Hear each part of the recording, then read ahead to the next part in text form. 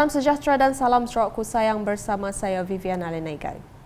Berita tengah hari dimulakan mengenai perasmian Expo Hartanah Persatuan Pemaju Perumahan dan Hartanah Sarawak Syeda 2022 oleh Premier Sarawak Datuk Patinggi Tan Sri Dr. Abang Abdul Rahman Zohari Tun Datuk Abang Openg pada Jumaat. Dalam majlis tersebut, Premier Sarawak menegaskan kerajaan Sarawak komited membantu rakyat untuk memiliki rumah pertama mereka dengan memperkenalkan pelbagai insentif dan bantuan deposit. Katanya kerajaan Sarawak akan menyalurkan bantuan deposit sebanyak RM10,000 untuk deposit pembelian rumah mampu milik kepada pembeli rumah pertama. Where we are giving assistance to home buyers by paying 10,000 their deposit.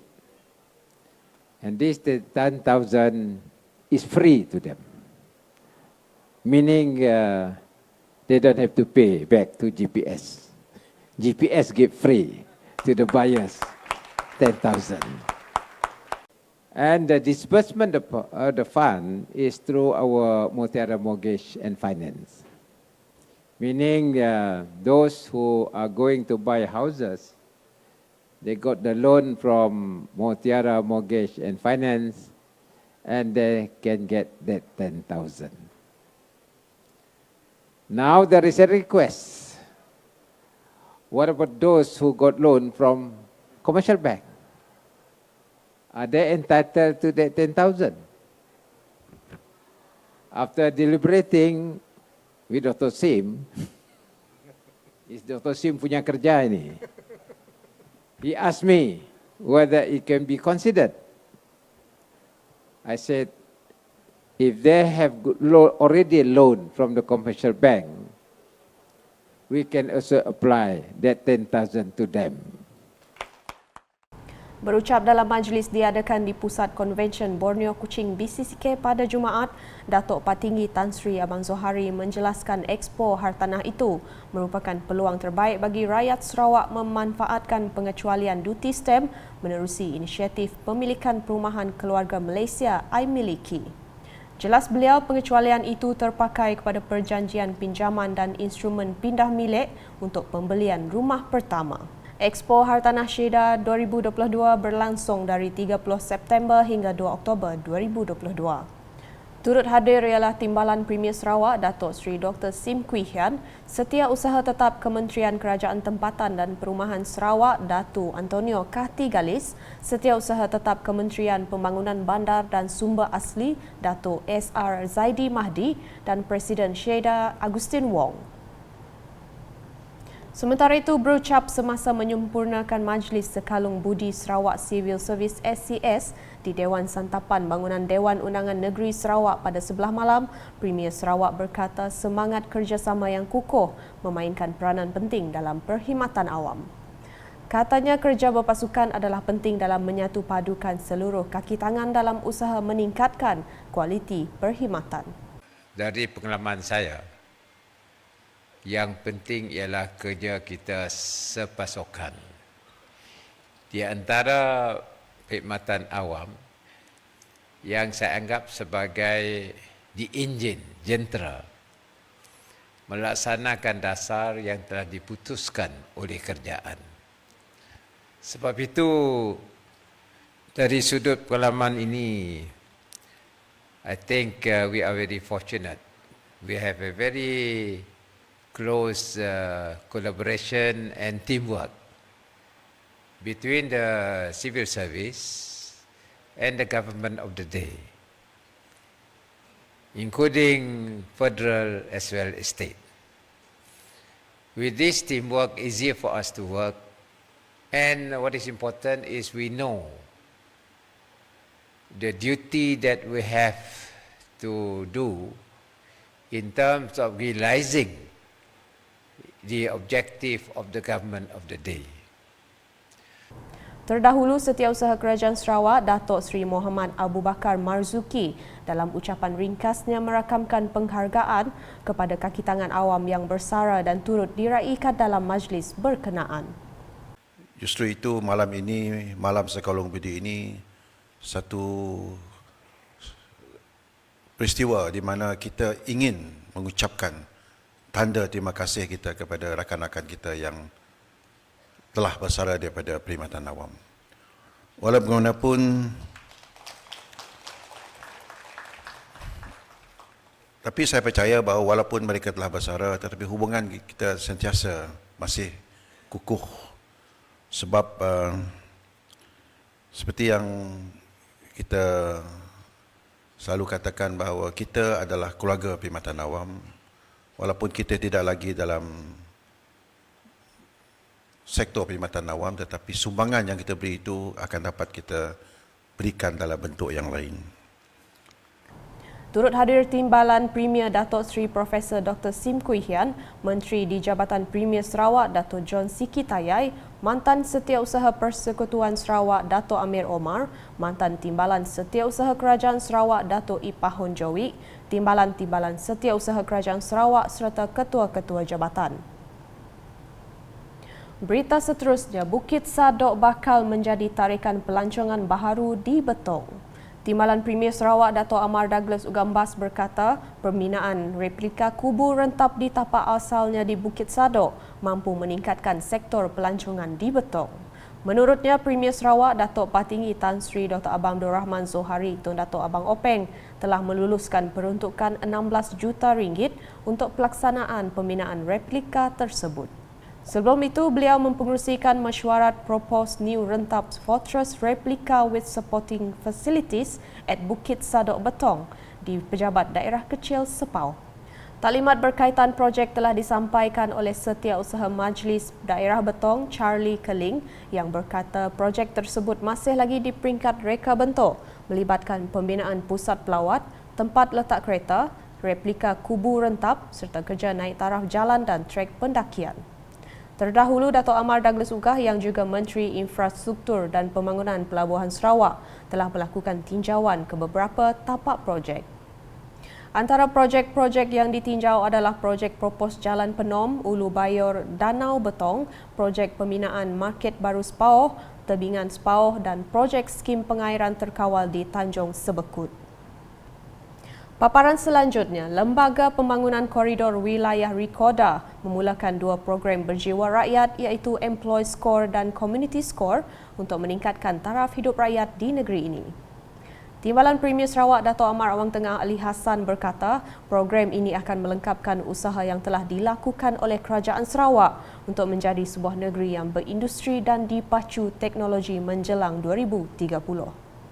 Tambah beliau semasa berucap dalam majlis perasmian program berkenaan di Hotel Pullman Kuching pada Jumaat, Kerajaan Persekutuan telah memberi peruntukan kepada Rikoda sebanyak 24 juta ringgit untuk melaksanakan program sosioekonomi itu. The federal government has allocated RM about 20 million to Rikoda to implement the employee at school and community at school socio-economic programs. This is very timely to support Sarawak government's initiative in developing our youth and community. These two programs come at the right time after the COVID-19 pandemic, which has impacted our economy badly and caused many people to lose their income. I hope the federal government will continue to give more funding for human capital and socio-economic developments in Sarawak. Sementara itu, Ketua Pegawai Eksekutif Rikoda, Datur Ismawi Ismuni yang turut berucap menambah sebanyak 8 juta ringgit telah diperuntukkan bagi melaksanakan Employee Score. Hence, Rikoda has been allocated with RM 8 million to implement Employee Score, which will benefit up to 1,000 individuals consisting of fresh graduates, school leavers and the unemployed who will join value-added and industry-driven training and upskilling modules provided by selected educations and skills training institutions, as well as job placement programs with participating companies and investors from the SCORE region. Katanya lagi, bagi program Community SCORE pula, sejumlah 16 juta ringgit telah diperuntukkan kepada Rekoda untuk melaksanakannya. As for Community at SCORE, a total of 16 million had been allocated to Rekoda by the federal government through EPU Malaysia to spur socio-economic development, to improve the livelihood of the B40 group in areas under Upper Rajang Development Agency, URDA, Highland Development Agency, HDA, and Northern Region Development Agency, NRDA, as well as in the Mukah area. We have identified 82 projects which will benefit 650 participants throughout this area, SCORE area, serving various communities in the tourism, agriculture, retail and services as our focus industries. Dalam majlis ini juga, Rekoda turut bertukar memorandum persefahaman MOU dengan 8 rakan kongsi strategik untuk menjalankan program pembangunan bakat. Rakan kongsi strategik berkenaan ialah Kementerian Pendidikan, Inovasi dan Pembangunan Bakat MEITD, Universiti Malaysia Sarawak UNIMAS, Universiti Teknologi Sarawak UTS, Pusat Pembangunan Kemahiran Sarawak PPKS, Politeknik Kuching, Pusat Kecemerlangan Teknikal Sentex, Pertubuhan Keselamatan Sosial Perkeso dan Talent Corp. Beralih dengan perkembangan di Miri, kejayaan Sekolah Menengah Kebangsaan SMK Datuk Permaisuri mencatat nama di dalam Malaysia Book of Records sememangnya amat membanggakan. Datuk Bandar-Bandaraya Miri Adam Yee Siu Sang dalam ucapannya mengucapkan tahniah dan syabas kepada semua pihak yang menjayakan pencapaian ini. Ingin mengucapkan tahniah dan syabas kepada semua guru dan murid-murid yang terlibat secara langsung maupun secara tidak langsung dalam menjayakan program ini sehingga mendapat mengiktirafan daripada pihak Malaysia Book of Records. Ini merupakan tulang kalinya SMK Datuk Permaisuri melakar nama di dalam senarai Malaysia Book of Records. Beliau berucap demikian semasa menyempurnakan majlis perasmian The Longest Project-Based Learning STEM Module Line Malaysia Book of Records dan penyampaian insentif kecemerlangan SPM 2021 di SMK Datuk Permaisuri di sini pada Khamis. Seramai 1,234 pelajar, 88 orang guru dan 15 staf SMK Datuk Permaisuri telah berjaya menyusun 691 koleksi projek Based Learning PBL STEM secara memanjang sepanjang 267 meter bagi mendapat pengiktirafan MBR. Penilaian projek telah dilakukan 2 orang pegawai MBR iaitu Edwin Yoh Tiong Chin dan Siti Nurhanim Muhammad Noh. Paparan seterusnya, Pesuruhjaya Polis Sarawak menafikan sekeras-kerasnya mengenai risiko kes colek yang sedang tular di media sosial di Sarawak. Pesuruhjaya Polis Sarawak, Dato' Muhammad Azman Ahmad Sapri berkata, tiada kes seumpama itu berlaku dalam negeri Sarawak buat masa ini. Jelasnya pihak polis ada menerima laporan pada 26 September 2022 daripada guru besar sebuah sekolah yang mana dalam laporannya, beliau sebagai pengadu menafikan bahawa insiden murid yang dikatakan hampir dicolek tersebut yang diviralkan di media sosial adalah tidak benar. Dan laporan penafian tu kita dah mulakan kertas siasatan di bawah Seksyen 505B Kanun Kesiasaan dan Seksyen 233 Akta Komunikasi dan Multimedia. Ya. Jadi pihak polis tidak akan tagak-tagak untuk mengambil tindakan keras ke atas mana-mana individu yang menyebarkan berita palsu dan tidak benar. Ya. Dengan ini kita pun telah menggerakkan kita punya elemen-elemen di bawah tu untuk melakukan rondaan di sekitar kawasan sekolah, terutamanya melalui pegawai perhubungan sekolah. Bercakap dalam sidang media di Kuching pada Jumaat, Datuk Muhammad Azman menambah PDRM juga akan meningkatkan rondaan MPV URB di sekitar kawasan sekolah dan pihak pengetua atau cikgu sekolah boleh memberi maklumat sekiranya terdapat kenderaan di sekitar sekolah yang mencurigakan. Beliau turut memaklumkan seramai 1,663 orang pegawai dan anggota PDRM Kontijen Sarawak bersiap siaga dengan pelbagai aset yang boleh digerakkan pada bila-bila masa yang diperlukan dalam menghadapi bencana banjir.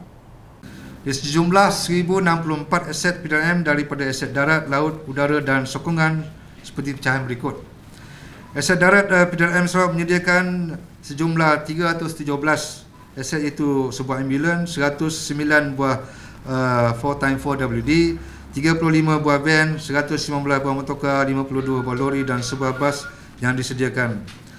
Jumlah aset laut sebanyak 647, iaitu 67 buah bot, 64 enjin buah bot, 9 buah trailer, 3 jet ski dan 504 life jacket disediakan untuk menangani untuk bersiap sedia dalam monsun timur laut.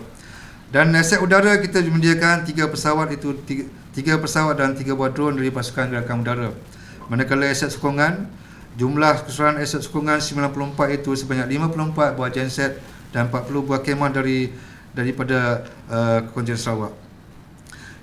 Selain itu, katanya sepanjang operasi Tapis Khas se-Malaysia pada 26 hingga 28 September 2022, seramai 269 orang telah ditangkap di atas pelbagai kesalahan di bawah Akta Dadah Berbahaya 1952, Akta Racun 1952 dan Akta Dadah Berbahaya Langkah-Langkah Pencegahan Khas 1985. Ujar beliau lagi, pihak PDRM Sarawak akan melakukan penutupan jalan bermula pada 1 Oktober sehingga 2 Oktober 2022 bagi kejohanan Kuching Marathon pada tahun ini. Sedikit laporan sukan, petinju Sarawak digesa agar terus serius dalam kerjaya sukan tersebut dan tidak hanya berpuas hati dengan pencapaian di peringkat kejohanan Sukma. Ahli Dewan Undangan Negeri Setakan, Datuk Hamzah Ibrahim berkata, atlet tinju harus menggunakan peluang yang ada dengan membuktikan kemampuan diri mengharumkan nama negeri di peringkat yang lebih tinggi. Pesan yang terakhir saya kepada rakan-rakan dan ofisial semua, kalau kita dah terlibat dalam tinju, haruslah kita bersifat serius dan janganlah kita bersifat hanya alang-alang saja. Sebab peluang kita apabila kita terlibat di dalam tinju, peluang tidak akan datang 2 kali. Umur kita tidak akan kembali seperti semalam. Esok adalah sesuatu benda yang baru. Dan kalau kita tidak berbuat baik, kalau kita tidak melakukan yang terbaik, kalau kita tidak melakukan peluang ini, lebih ramai orang lain lagi akan berada di tempat tersebut. Jadi jadikan peluang dan ruang tersebut, buat yang terbaik untuk diri anda sendiri, buat yang terbaik untuk anda dan keluarga, dan buat yang terbaik untuk Sarawak, negeriku yang tercinta. Beliau berkata demikian pada Majlis Apresiasi Persatuan Tinju Negeri Sarawak Sabah di Kuching pada Jumaat. Datuk Hamzah yang juga penolong Ketua Kontijen SCDM Skuad Tinju Sarawak pada Sukma ke-20 lepas juga percaya pentinju negeri adalah yang terbaik dalam negara dan bukan atlet kelas kedua. Terdahulu, Presiden Sabah Datuk Rahman Lariwu mengucapkan tahniah kepada semua petinju yang memenangi pingat hingga membantu Kontijen Sarawak menduduki tangga keempat pada Sukma lepas. Tahniah atas kejayaan tim kita awak dapat ngembak 2 emas, dapat minta Selangor kekal kita tahun Sukma keempat, dan tahniah orang baru yang boleh dapat yang tetap dapat mengejut, dapat perak. Si disangka-sangka dapat perak, terima kasih banyak. Yang dapat gangsa, yang si dapat, ya sama-sama kita one team. Kita akan coba mana yang si dapat, kita akan coba akan datang. Pada majlis itu, dua pemenang pingat emas Deloniel McDillon Bong dan Jackson Chambai menerima durian runtuh sebanyak RM6,000 setiap seorang, sumbangan Dato' Hamzah, Sabah dan ahli perniagaan Dato' Zulkarnain Ahmad. Selain itu, Dato' Zulkarnain turut memberi sumbangan sebanyak RM11,000 kepada Sabah. Pada Sukma ke-20 MSN 2022 yang berakhir 24 September lepas, kontingen tinju Sarawak menyumbang sebanyak 2 pingat emas, 2 perak dan 1 gangsa. Sekian edisi Tengah Hari bersama saya Viviana Lena. Berita lebih lanjut boleh didapati di semua platform media sosial UKAS termasuk portal ukas.sarawak.gov.my dan UKAS Channel di YouTube. #menyebar fakta, salam UKAS.